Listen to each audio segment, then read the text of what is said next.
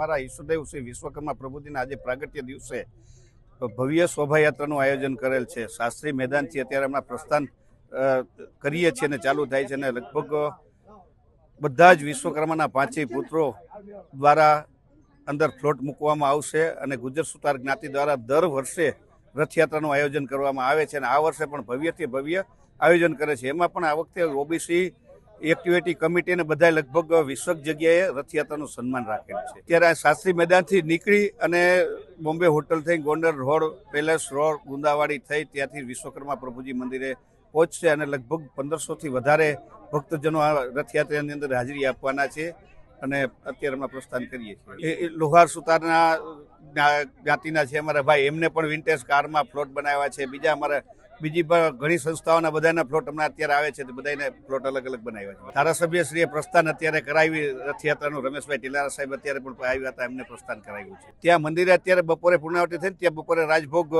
આરતી થશે, અને અત્યારે ત્યાં ભક્તોની બહુ મોટી લાઈન છે, અને ત્યાં બ્લડ ડોનેશન પણ કેમ્પ આપણે શરૂ થઈ ગયો છે। 8 વાગ્યાથી રાતના 8 વાગ્યા સુધી બ્લડ ડોનેશન કેમ્પ છે, અને ત્યારબાદ અહીંયા પણ 2 વાગ્યાથી બ્લડ ડોનેશન કેમ્પનું પણ આયોજન કરેલ છે।